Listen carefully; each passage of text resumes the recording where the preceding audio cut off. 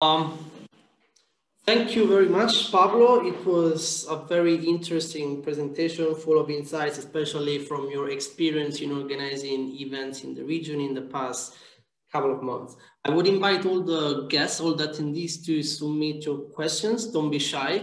We are here to answer your questions, guys. So please submit all the questions you have. I also would like to say something before going to the next speaker.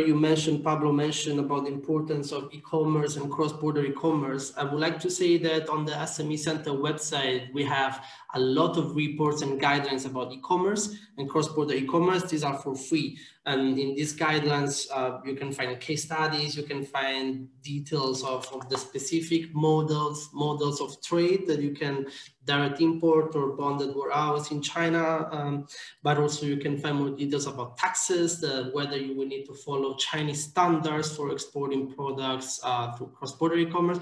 You will find a lot of details, and those guidelines are free. You can access them, you can download them for free. So, speaking about e-commerce and the internet, it's a pleasure to introduce the second speaker we have today, Gianluca Luisi, who is a board member of the Italian Chamber of Commerce. Gianluca has been in China for many years, at least for 10 years. He was first in Beijing, then he moved to Chongqing in 2014 to work at the Italian Consulate General in Chongqing. Then he went back to the private sector as an entrepreneur. Now he venture the Joan International to aim at creating innovative Chinese food concepts for overseas markets. He's also the Secretary General of the World Chili Alliance and as I mentioned already, a board member of CICC.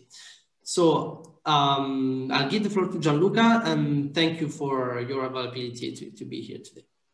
Thank you, Alessio, and good morning, good afternoon, everyone. I'm very pleased to have you here, part of you digitally with the video on, and for some of you physically here with me. At least it's good to keep some eyesight with some of you guys. So I'll get straight to the topic, and I have to say that it was very tough for me to come up with the sort of structured presentation, because it's such a tough topic. And when we say food and beverage in China, and especially when we focus on digital trends, we tend to come across over information, and then it's very tough for us to really get the gist of it and actually take some takeouts from here. So if you expect me to give you any answers today, it's probably not the right day. I'm probably going to leave you with the questions, but of course, as we know, questions are also a source of inspirations, and maybe something that we're going to say today is going to inspire you for the future. So before getting to the topic, I always like to kind of set the scope of the discussion. So when we talk about digital, so do I have to move the presentation myself, right? Okay, so yeah, yes, that's correct. Okay, cool. Let's try it. Yeah, is it showing up? Alessio, can I share the screen? Otherwise, I'll do it for you. Don't worry. Okay, thank you, Alessio. Okay, so while the PPT goes on, the presentation goes on, I was saying, so it's very good for us to set out the scope of the discussion. So we're talking about digitalization, and sometimes, we might come across this topic and not really understanding what that means. So the first question I would like to raise is, what is digitalization, and why, or maybe whether it does matter? So first of all, what is digitalization? Sometimes we actually come across different ways of portraying this concept. Sometimes it's described as digitalization, and digital transformation. So I've actually done a little bit of research, not very high-tech research. It was Wikipedia, I have to be honest with you. And actually, it gave me the answer. So there's actually 3 different layers when we look at digitalization. The first layer, we can go on with the next slide. The first layer, digitization. I have to move on myself. Okay, yeah, good. So digitization refers to creating actually a digital representation of something that we have physically. So, maybe doing some media content for some of our products, whatever that could be describing digitally our products or services. Digitalization is actually referring to a business process. So it's more of a kind of engineering work in getting the business run with digitalization. Digital transformation is actually much more advanced, and maybe it might be dealing with a whole set of transformations happening within an industry or a business scope. So digitalization, that's basically referring to these three concepts. And, does it matter? So I don't think, today you might be listening to my opinion, but, of course, I believe that it's a very important topic. But it was also a very interesting topic for McKinsey, as you know, that's a very well-known consulting business. I'm not doing any promotion on them. And they made a great report on China consumer, and it was made in 2021. And they set out the 5, trends that are likely to influence the economy in China during COVID and actually post-COVID as well. And digitization was actually the first place. I don't think, there was just a random choice of, putting there as a first place. Digitization in these kind of processes means taking, accelerating what was happening before. So it was taking, B2C operations onto a digital space, accelerating those trends. And on the other side is actually taking some of the physical engagements and interactions that we had before on the B2C level and moving them towards digital sort of ring.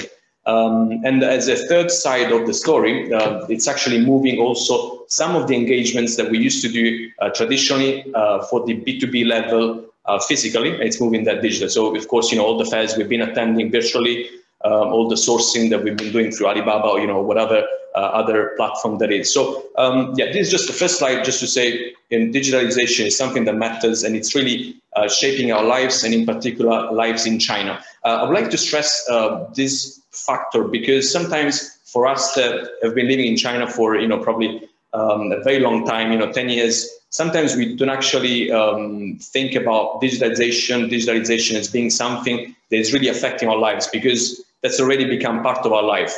But maybe, when we try to look at China from an outsider perspective, from a company perspective, trying to enter in the Chinese market, I think it's something that, we would like to look at in terms of homeworks and preparation on business strategy. So moving on to the next slide, I'm going to talk a little bit about some of the trends that Pablo has already been telling you about, some of the trends that have been affecting the food and beverage industry in China, and with that, the e-commerce sector. So this is just 3 pictures looking at the layers of digitization, physical product becoming digital, then business operations with digital APP, and then transformation with maybe, supermarkets that don't need people, to work in for the operation. So if we move on to the next slide, we can actually start looking into something interesting. So I think I'm not going to speak for 20 minutes, hopefully, I'm going to check whether you all stayed online during these 20 minutes. So this is the deal that we have. You stick with me for the next 10 minutes. And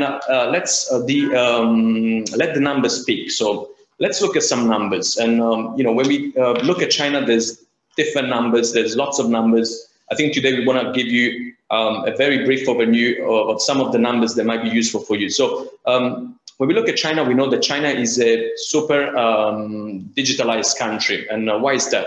Of course, the internet users, that accounts for a big number, 854 million. It's a 59% penetration of the country. If not compared to any other countries, it might be meaning nothing, but it's actually a huge number in terms of absolute numbers of the 800 million people, and also in terms of penetration. Over 1 billion social media users at 72% of penetration. It's also a huge number compared to countries all over the world. Within these numbers, I think another number that really got my attention was the 45%. 45% of global retail e-commerce transactions are accounted by China.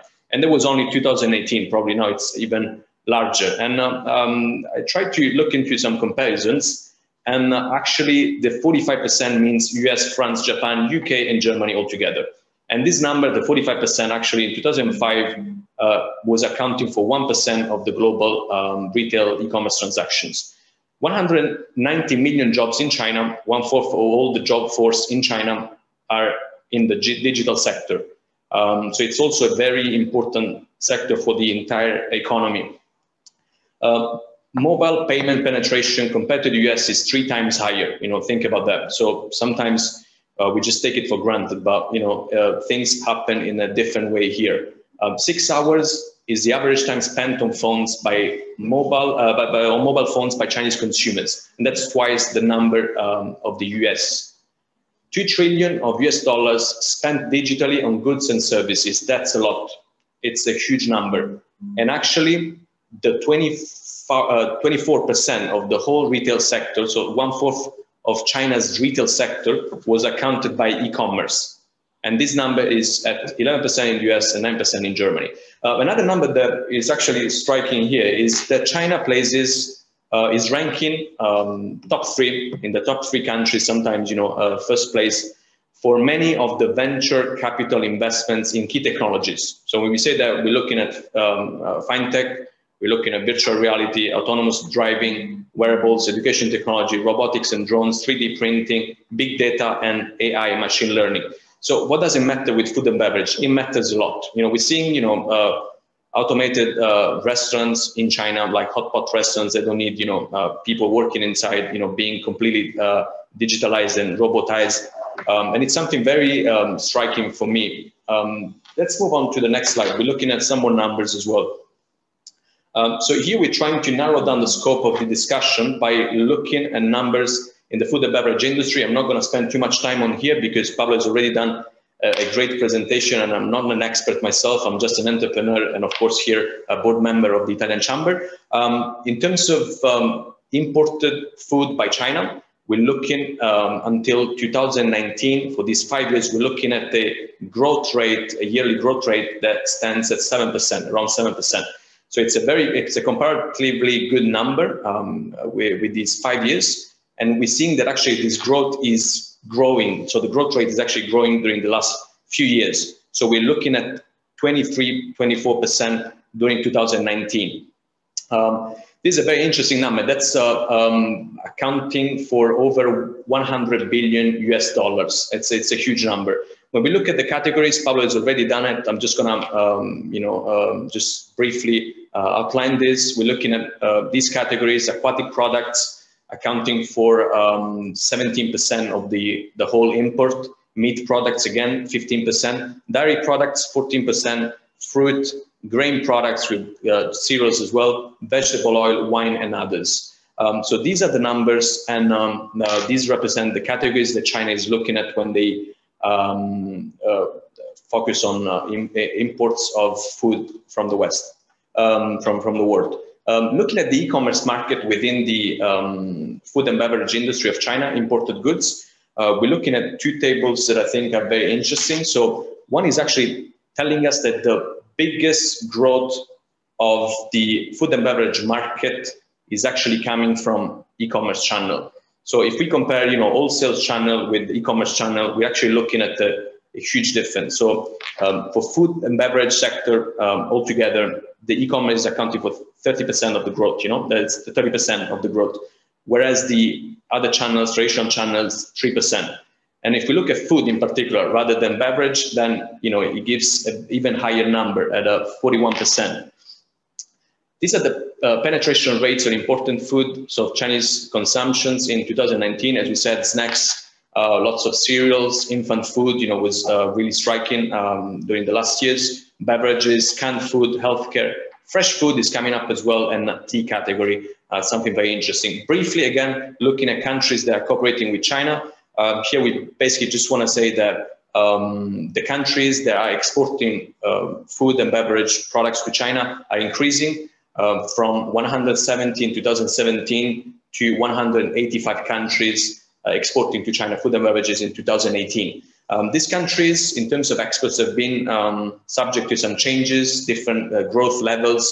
We're seeing some countries like New Zealand and Chile leapfrogging the US and other countries with the imports. So we see now New Zealand really standing at the first place. Actually, it's becoming the first exporter of food and beverage to China after Australia and before Australia. And Chile is actually gaining up lots of positions. As you know, many of the free trade agreements are being signed. And of course, Belt and Road is also being favorable to some of the countries as well. And in here, we can see that actually France and Vietnam have seen some of the export increasing overall during these years, but actually losing out positions in the ranking. So growth has been going steady, but positions have been losing out against versus other countries. So going to the next slide, which is probably the slide that took me the most in terms of time and preparation. So it's trying to summarize what is going to be the next normal of China's food and beverage industry. So it's trying to summarize all the trends that might be shaping the industry.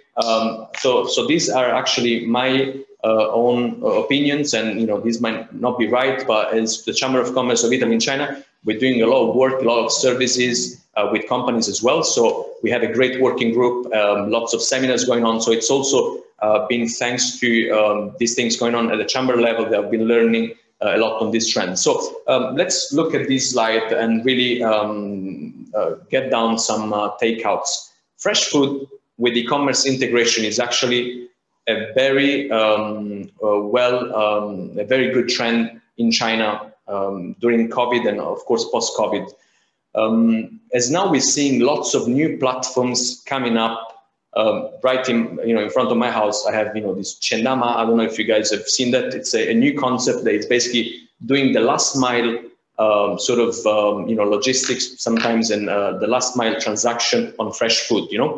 So before people would have to drive to these locations, now actually these companies are actually getting into people's houses. Last mile platforms are coming up. Of course, they are convenient, as Pablo said. They offer a better hygiene.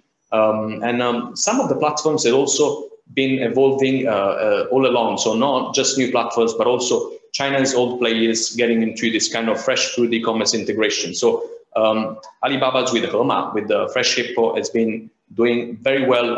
It's been growing a lot if we look at numbers. Ding Dong, another one. JD also with the Daojia service. Besides this, with fresh food, we also have to look at trends that are involving the agricultural products. Sometimes we see lots of different concepts coming in with products coming from the farm, getting on the table of consumers. And with this, we're looking at lots of organic concepts coming in with the full traceability, partly traceability of the products. The second trend, and I think you've probably been listening to many of the podcasts and probably writings that have been done so far, live streaming with digital integration is really the trend that you want to look at when you try to engage with China, especially in the food and beverage sector. So B2C engagements are being moved partially online with live sales by these KOLs. Sometimes for other concept services, we have virtual reality showrooms. People are selling houses online.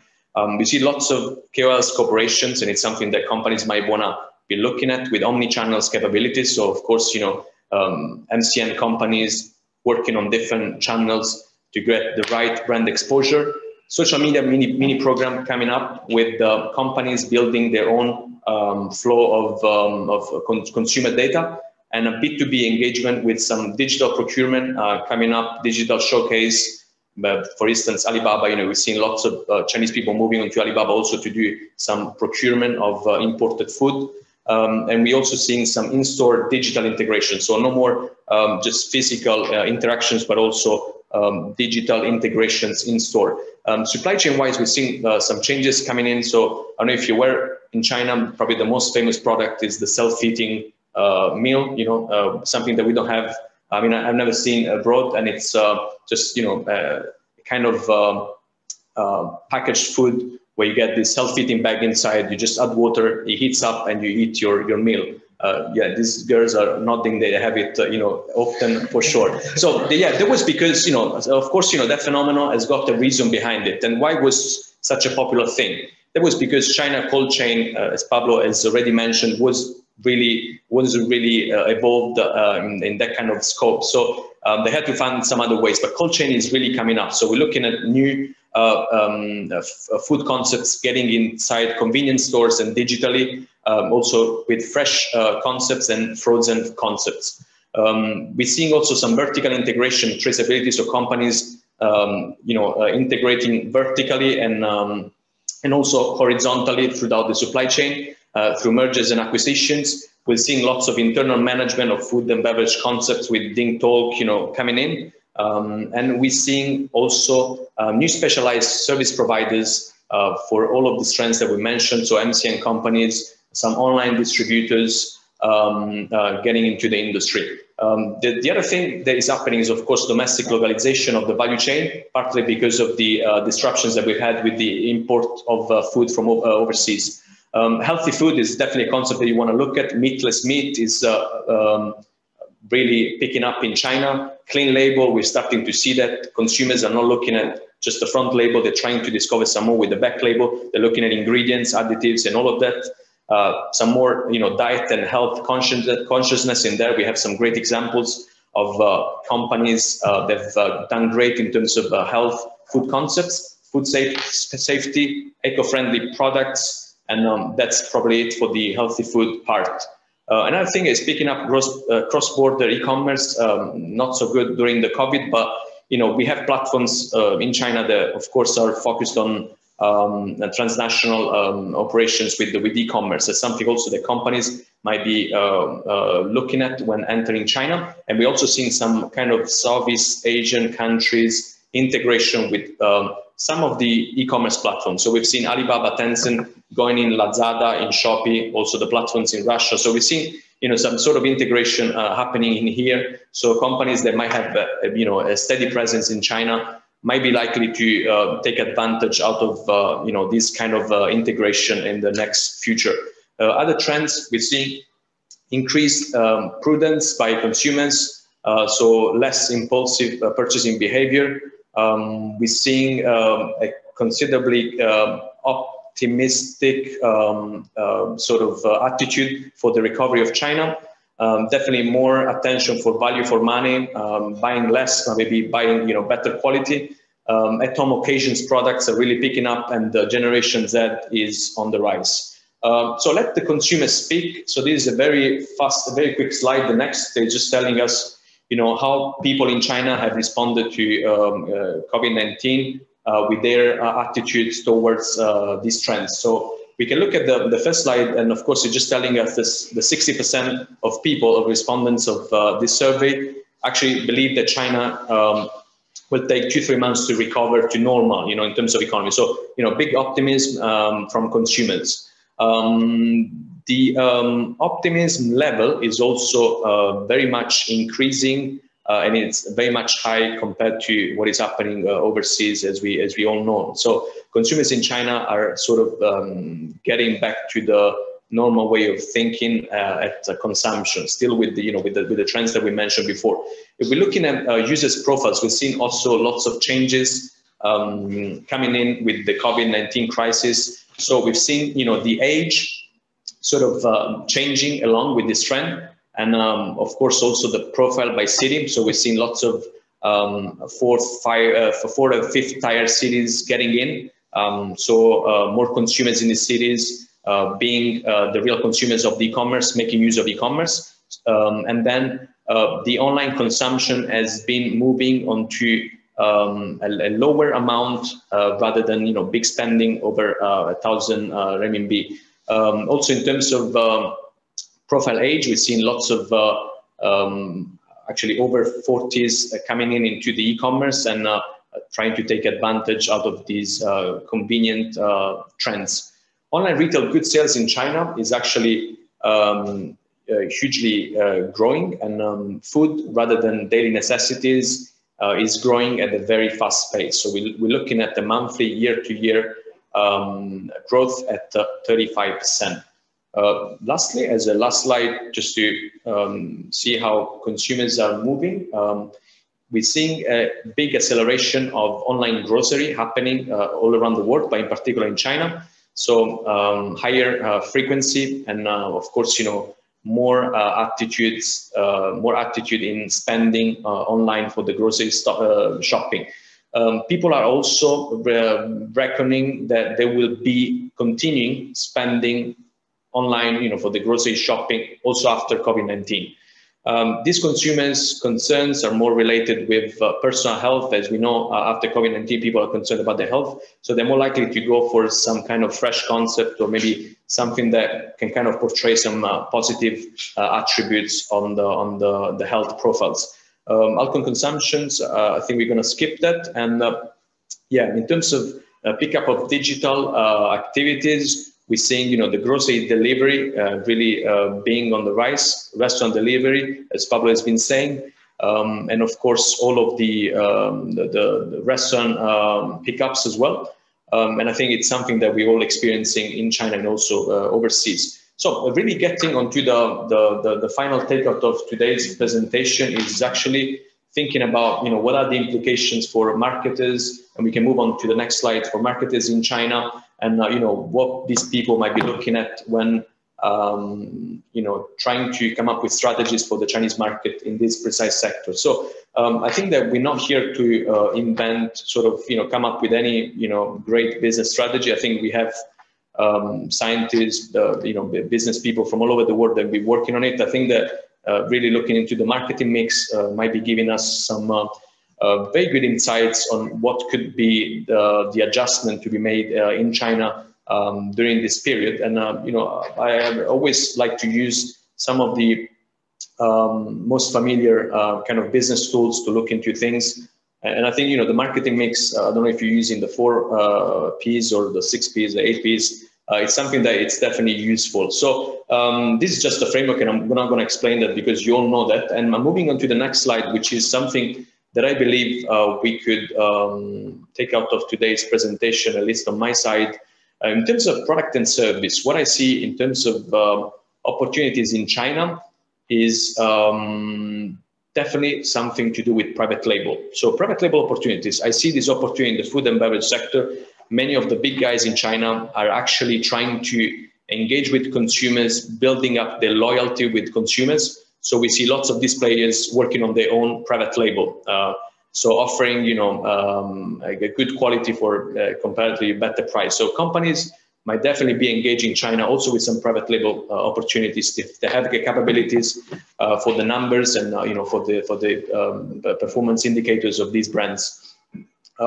Stay-at-home products is something that we want to look into that. And when we say stay-at-home products, we don't have to take anything for granted. I was actually in one of the supermarkets, imported food supermarkets a few days ago, and I bought this product. It was a condiment from overseas, and this packaging was in a foreign language, and it didn't really have a label attached on it. I tried to find out how to use it, and I couldn't find anything online, and I ended up actually throwing this product in the garbage, and it was a 70 renminbi sort of experience, and it was bad for me. And I think when you are trying to enter with a product into China, you don't want to take anything for granted. So how are people going to use this product?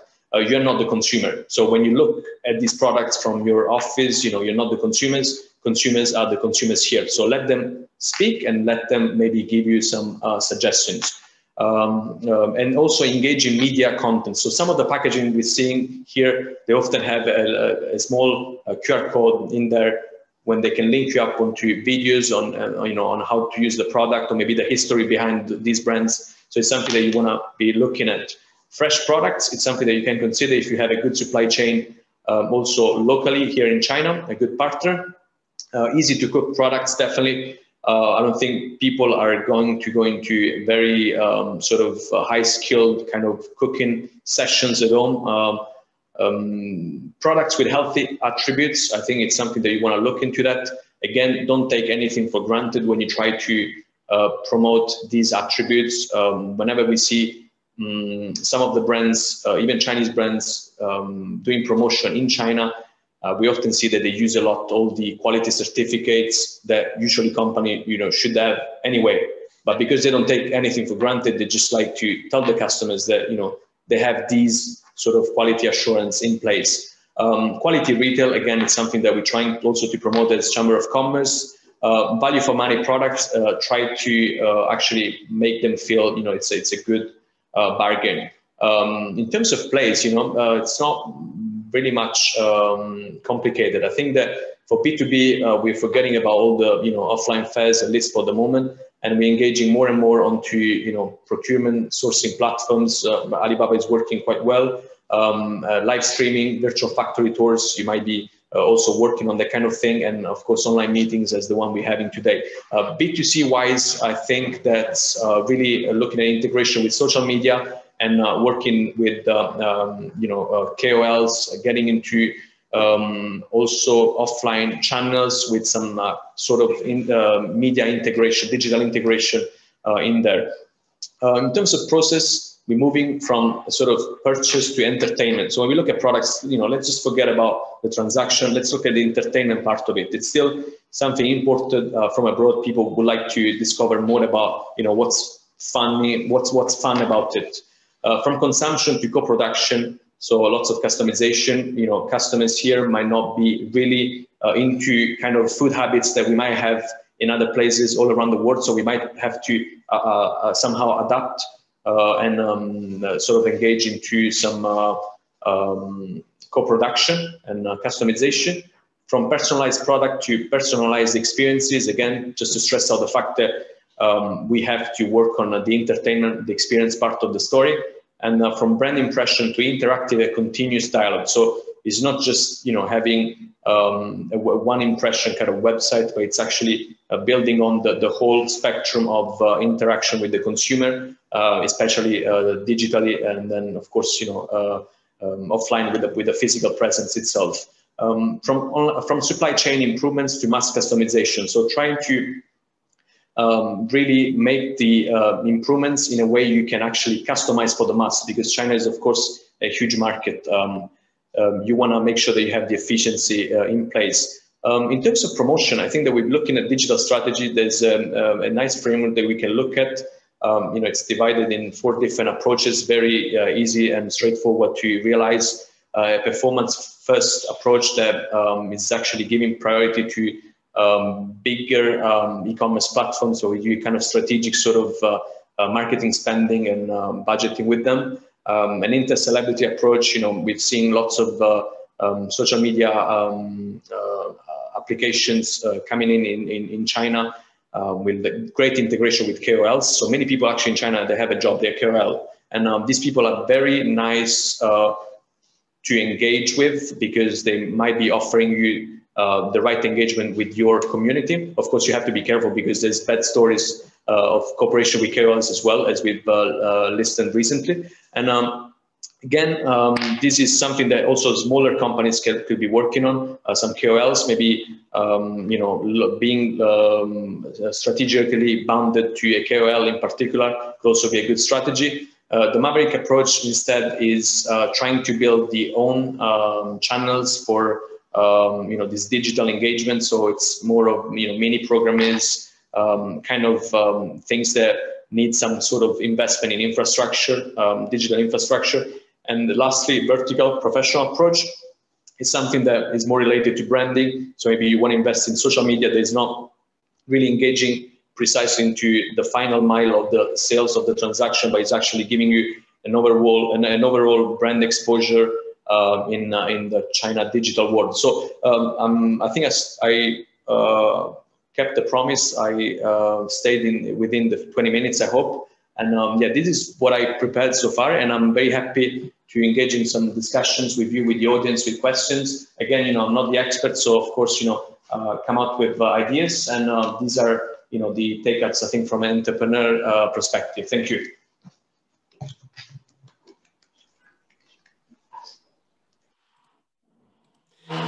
Thank you, Gianluca. Before moving into the Q&A, I would actually make 2 comments. The first one, you mentioned private label, and this is something the SME Center is currently working on. We are producing a report on private label food opportunities, and it's going to be published probably during the summer, but this is indeed a very interesting area, and so we are producing a report on this. Another comment that I would like to make, Gianluca mentioned these QR codes where you can see videos, and this is very true. I also use it myself. Sometimes when I go to a supermarket, for instance, you buy products and then there is the recipe for making certain dishes coming after the product that you want to buy. So this is something, or video teaching you how to make this dish. So this is something very very very useful and very appreciated. We are recording this webinar and we will publish it online so it can be accessed in the future. We will also share the slides if you want. I will move into the Q&A session now. We have received a couple, and please, of course, send us all the questions because we have two experts here and they're here to answer your questions. So don't be shy, send us your questions. I also have one question myself that I will ask later. The questions we have received so far, they both relate to this QR code traceability system for imported food. The first one is hello, regarding the QR code. I know that is already in place a traceability code, right? And the second question would be to know which platform is actually behind this traceability system. How are there foreign platforms used? How the platform includes the COVID control, and if this platform serve to identify responsibility within the cold chain. So I guess this question is for Pablo. Yeah. Okay, well, the logistics at the moment with COVID could have its own webinar on its own. We have its own webinar in terms of content and complexity. But if basically the idea is, yes, there is QR code in place already working. The question is the level of integration and where do you get it? What is being discussed at the moment or at all times is, how can we make it more efficient? Should this be coming from the factory in Europe? Are we going to put it by the importer at the port? I understand that many of the products that are cold chain preserve, that is meat, cheese, seafood, comes in larger boxes. Say meat will normally come in 20 kg. And then that is broken into smaller portions when it sells for the final consumer. No, if it goes to online, nobody buys 20 kg. Normal standard purchase, it's complicated, but let's say it's about half a kilo. That will be for a 5-people family, one purchase. So they have to break this box into many small pieces of packaging. So right now, products has traceability. You can get a product in one e-commerce platform, a supermarket, and know who exported. But that doesn't mean that the same code has been from beginning to the end, and is totally able to be controlled from beginning to the end just by scanning the QR code. And this is what is under discussion now. What level of integration can we have? What level of integration can we expect? The idea of the QR code is not new. The idea of QR code is already implemented, but it's not implemented to the full. If you want a human example of this, all of us in China, we have codes, right? We have codes that we have to scan when we go to the airport, when we get a taxi, when we enter a shopping mall. If you go to Shenzhen, you have a code for Guangdong province. If you go to a city, it may have a code just for this particular city. Others go with the national code. So there is many different systems that could have a better integration. And that's for humans. Products actually come in a box and then change boxes into smaller boxes and so on and so forth. So the system is already there. The question is, to what extent can be exploited? Can this come from Europe from the very beginning? I hope that answers the question. Now, is this platform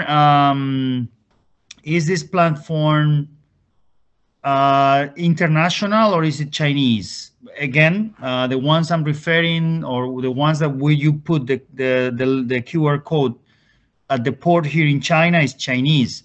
It is possible that in the future things get integrated from farm to fork, but at the moment this basically connects only parts of the process. Okay. I hope that answered the question as well as we can answer it today and right here without doing a new seminar with 70 or with 7 cases, each one explaining what happens. But I think that basically settles the issue. It depends. Right now, we don't have the full thing from Europe to China, final consumer with the same code. We have portions, and that may be improved in the future. Thank you, Pablo. Maybe I would like to ask one question since we're here. How do you get this code, this QR code? Assuming I am a small wine producer based in Europe or a cheese producer based in Europe, how can I do this? How can I get this? Your importer will do it. Your importer will do it when it gets to port here. It is also possible that you've put it in Europe, but that's very rare, and it takes now maybe 45 days. Regulation changes in this period. So basically, most of the cases, anything that is put on the product, including the label or the codes, wherever there is a QR code already operational now, it is put in China by the importer. Very good. Okay, and this applies only to cold chain or to all products? No, well, it depends. There's many people that are putting now a QR code. Wine is a good example. More and more importers of wine, when they put the sticker at the Chinese port before entering the market, they will put a QR code. But that QR code is purely commercial. That links to the company, to the brand WeChat. For traceability purposes and COVID, it will be just cold chain, because there is no living in the air. The possibility that COVID survives in cold chain, certainly it does not survive in standard products that have been on a container for 45 days at normal temperature. Okay. Very good. Thank you, Pablo. Other questions, please. In the meantime, I would like to ask one question to Gianluca. I think your presentation was extremely interesting, but if I had to think again from the perspective of a small European wine producer or cheese producer, we talked about live streaming, the experience, giving the experience to Chinese consumers, the KOLs. If I'm a small producer, how can I get started? How can I do this? Because, you know, maybe for us based in China, maybe it's easier. We are more familiar with this. But if you are a small producer based in Europe, how can you get started? What would be the first step that you should do? What would be your advice? Who should you work with? How should you approach these people? Thank you.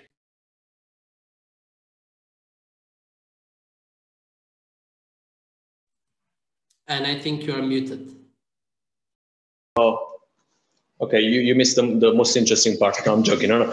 Yeah. So basically, it's a very interesting question. So answering very quickly, I know many of you already been online for a while. So I think the companies that are not in China at the moment also have a competitive advantage, because they are abroad, and people are not able to travel at the moment, and being abroad and being by the vineyards, being by the those wineries, and putting some of these contents online together with some professional companies, MCN companies that might be looking for this kind of contents, might be something that gives you a competitive edge on competition. So if you asking this question from a business development point of view, so if you're asking how these companies can actually find these clients, these potential clients for this kind of business, I think that we all know that there's many tools for doing that.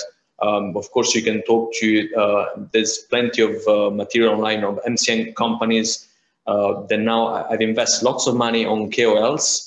But they actually have to find a way to cash out from these operations. So I think offering them a sort of strategic operation also at with a small medium enterprise, it's not a problem. I think and when we think about this kind of operations, we have to always look for the competitive advantage that we might have over people maybe that are they have already distributors in China. I think the advantage is being engaged at a more strategic level with the particular company, and these companies are really looking out there for these kind of products. I've experienced them myself, and I see now the opportunities really rising on the KOL side, because really there's companies that are specialized in distributing products to KOLs for cashing out these digital flow that they have on these channels. So even Bilibili, you can, it's actually, from a business development, it could be either talking to the MCN companies that they might be working together with distributors. It might be also linking up directly with some KOLs. You can open up Bilibili. There's lots of great KOLs, working with companies at the moment. There's other applications. I mean, I can think about, of course, the Douyin, which is the Chinese TikTok. I can think about Kuaishou. I can think about Weibo from a more brand exposure kind of point of view. But in terms of sales, I think that Douyin, so Chinese TikTok, together with Bilibili and Kuaishou, they might have the best integration for this. And also the other thing, could be even contacting companies that are already distributing products, imported products on the other Chinese platforms like Tmall. They have, JD. You can look out for these companies. Give them a call. If they're working with foreign markets, they probably speak English, and it shouldn't be a problem. But yeah, that's my view. Thank you, Gianluca. And just out of curiosity, how much would it cost to work with a KOL in the Okay, so basically the cooperation with KOL usually looks at three main things. So the first thing is it looks at the fixed fee for KOLs to actually take your product and do some kind of exposure with that. But usually this fee, which is a product placement fee, is only applied for top KOL. So if it's not the top KOL, it's not going to ask you for a product placement kind of fee, or probably the product placement fee is going to be very low. So if it's a huge KOL, product placement is like being advertised, is a sort of endorsement by a Mingxing, by a Chinese star. So it might cost you 50,000 euro, even more. But if it's not a huge KOL, sometimes it just costs nothing. It costs you the percentage, the commission on the sales of the products.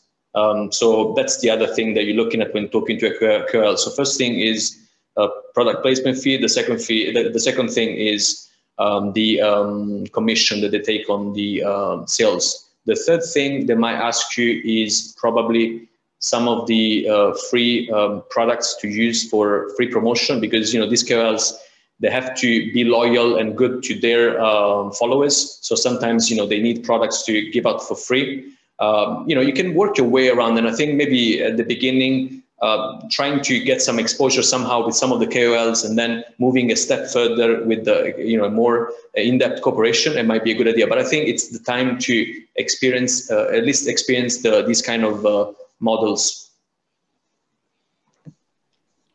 Thank you, Gianluca. That's very insightful. I see one question here. It was asked in the chat, but maybe I would ask it to both Pablo and Gianluca. If you have any experience in using the train, the China Railway Express to Europe to transport import products, how is the experience and what are the main concerns? Maybe if you have some experience on this. Maybe I will start. Yeah. It doesn't matter. On my Gianluca goes first, or I go first. I don't mind. Yeah, you can go, Pablo, and then Gianluca. Okay. I don't have much experience. This is the thing that has happened with the train.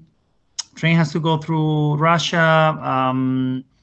So there's been some doubts or some questions on how it would work. I think the idea can work. But there's been some uncertainties, the cost compared to what shipping used to be. Maybe now the situation is very different. But the shipping compared to what cost used to be, the final destination of the train in connection with where are the markets for food consumption. So I think it's going to depend a lot. The train depends a lot on what is the cost now compared to the shipping and the timing.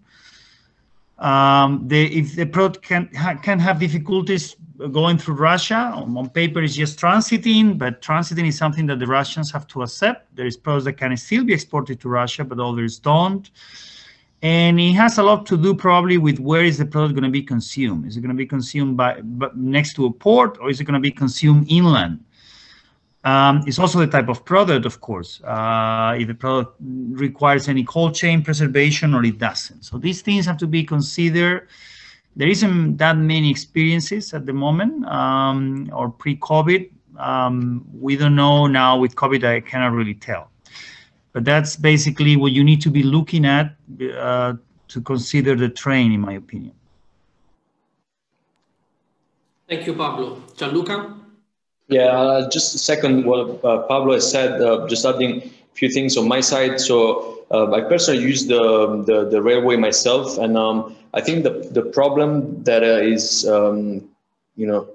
concerning the railway is probably the integration of the railway abroad. So basically, if you had to ship something from Italy, and then how are you gonna get the products to get on the railway? Because the railway is not going all over Europe for all the countries. So it's actually adding up all the costs into the final figure, and looking at the final number. So. But there's a great advantage in terms of timing. So I used it several times because I had pressures on shipment, and I found it good for the products that I was dealing with. And I mean, I haven't really experienced any disruptions, any sort of issues with that. It's only a price issue, but it's not huge. There's lots of subsidies for logistic companies that are moving through these railways. And they are actually offering some good discounts. Yeah, that's my take. Thank you, Gianluca. We have two other questions.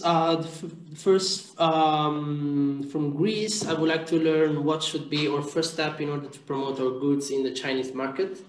I guess we can go again to Pablo first, quickly, and then Gianluca, and then we move to another question. Okay, the question can be taken as short or long as you would like. As you can understand, it's a very broad question. But basically, this is the idea. It's going to depend a lot on your resources. Let's assume that we're talking about food and resources are limited.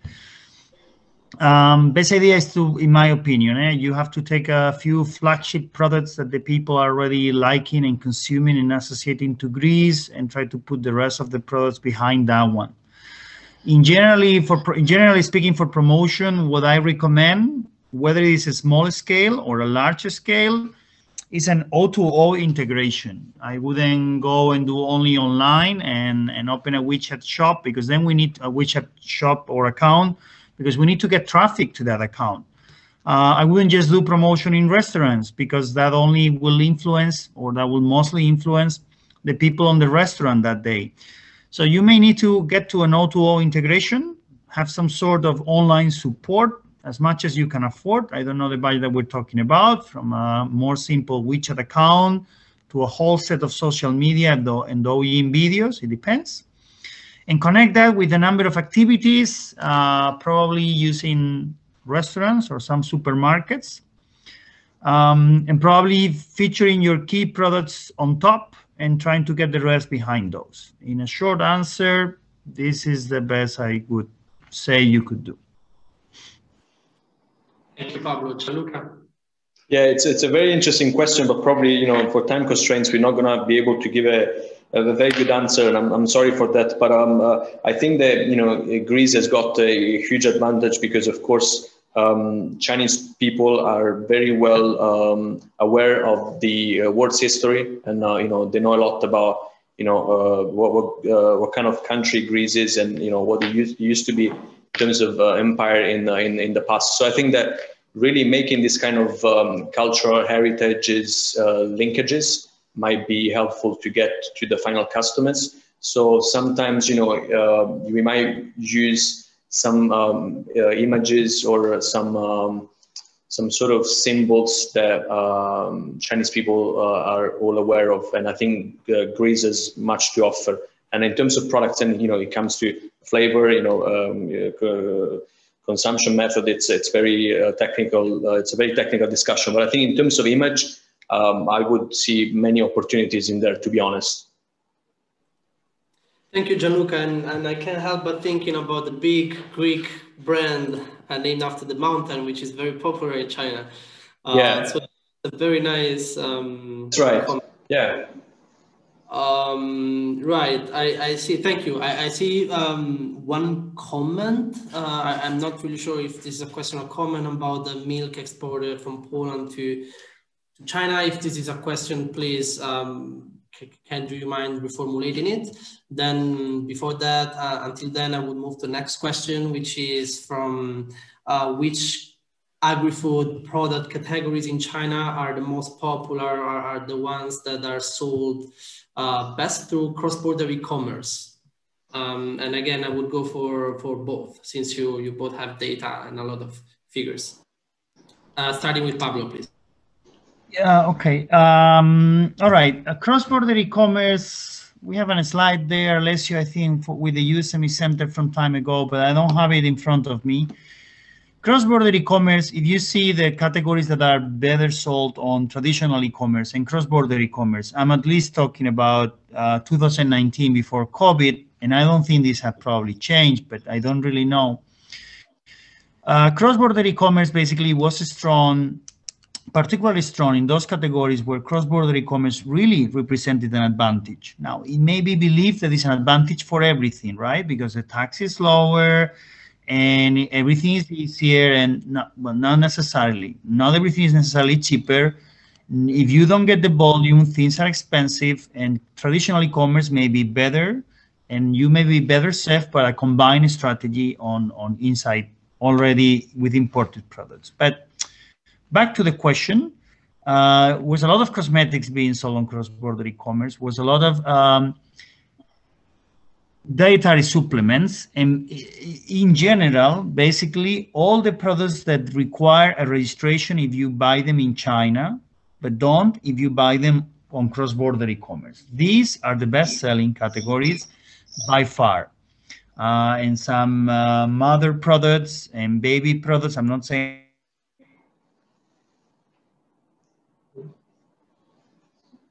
cross-border e-commerce, you can. Are there sales? There are. Is it clearly better cross-border e-commerce than traditional e-commerce? That's doubtful.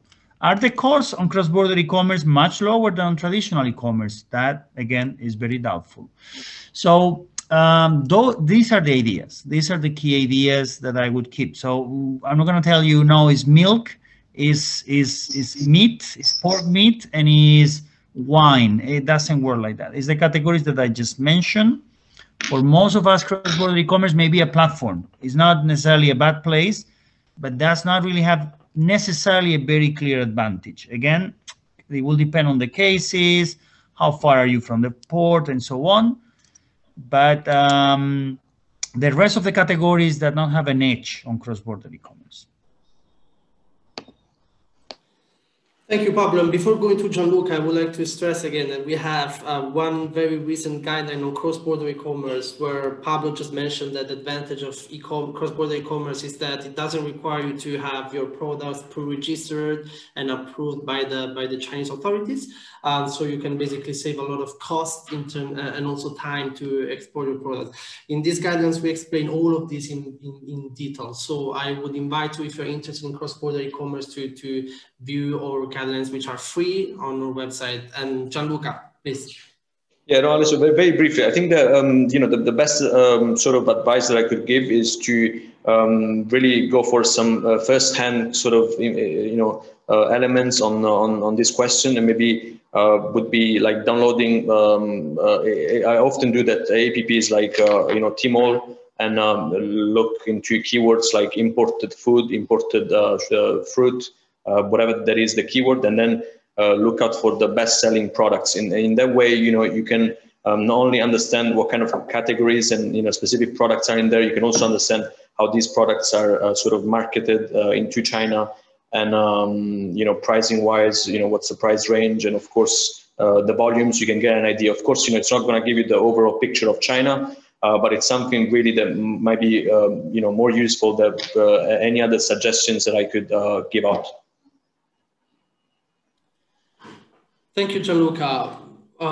We have 5 minutes left, so if there are any other, maybe a couple of questions, we can take them. I see another one here about news, the impact of the virus on imported products. If there were any extra requirements, I think we have talked about this in the first half of our presentation, and there is a lot to talk about on this. And maybe I would invite, maybe you joined, you didn't join at the beginning, so I would invite you to listen to a recording of the webinar that we're going to publish soon, and also the slides.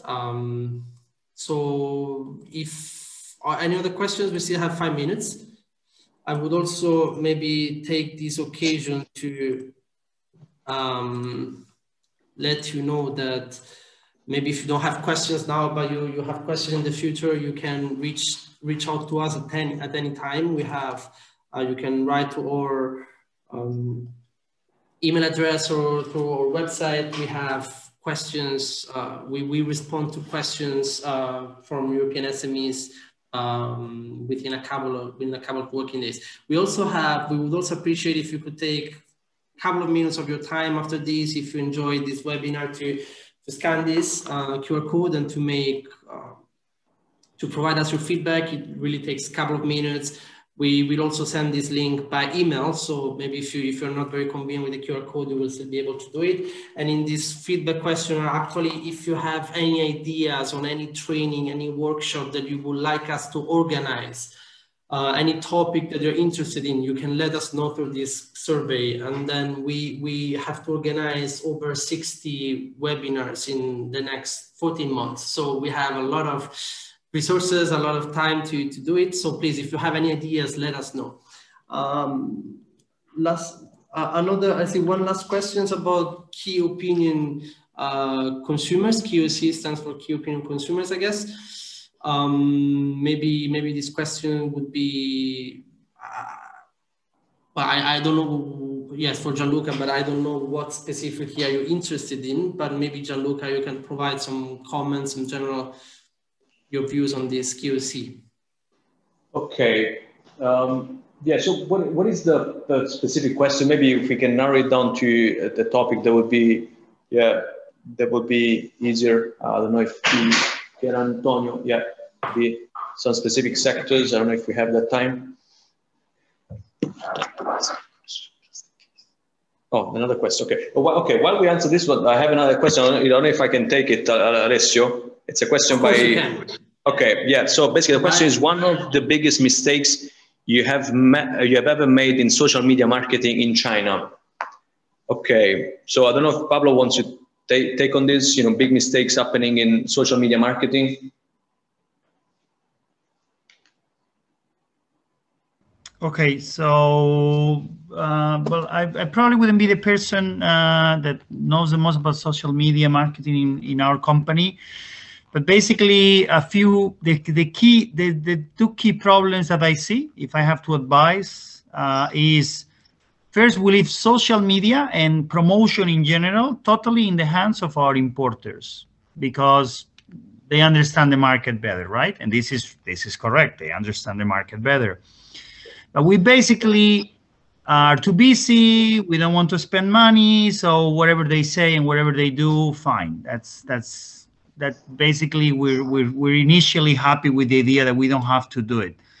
And this normally only works so-so. For a number of reasons. They don't understand your product as well as you do. And they also have limitations in staff and budget and whatnot. So in the end, obviously, they will put their interests over your interests. Their interests are normally sales. Your interests are brand building. Sales, fine, but they have to last.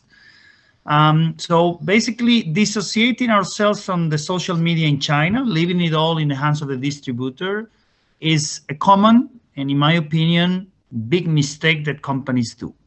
And I understand we may not have that much time, we may not have much money, but that's the reason why we cannot get it wrong the first time. So even if you do basic, you need to be there. That would be, in my opinion, the key thing. The second one that I see quite often is we need some adaptation to China. Some people will just say, okay, let's do what I do in Europe, translate it to Chinese and kind of go with that. And that doesn't work. To give you an example, Chinese are very visual. They want to see short videos and key images. And you have to tell your story with that. And many companies from Europe will write a long story with a lot of words, and that doesn't work here. Here, marketing is made for, a lot of marketing is made for cell phones, which is where the people check everything. In Europe, it's mostly for laptops. It's different. This direction is very different. I would say these are the main mistakes, the most common mistakes that I see when the European do social media without checking it properly how to do it in China. Yeah, I agree with what Pablo said, and maybe I think that one of the mistakes that companies usually make is that they don't work with the experiments. So they might be doing like a campaign, like they knew that was going to succeed, but then they ended up with a big failure. So for people that are of course rather trying to understand and enter the market first, I would try to do some sort of pilot, sort of experimental projects into marketing campaigns. And then, of course, do the scale up once we see results from this campaign. So I think the mistake is, thinking that, we might get that right. And I think most of the time it's not going to go that way.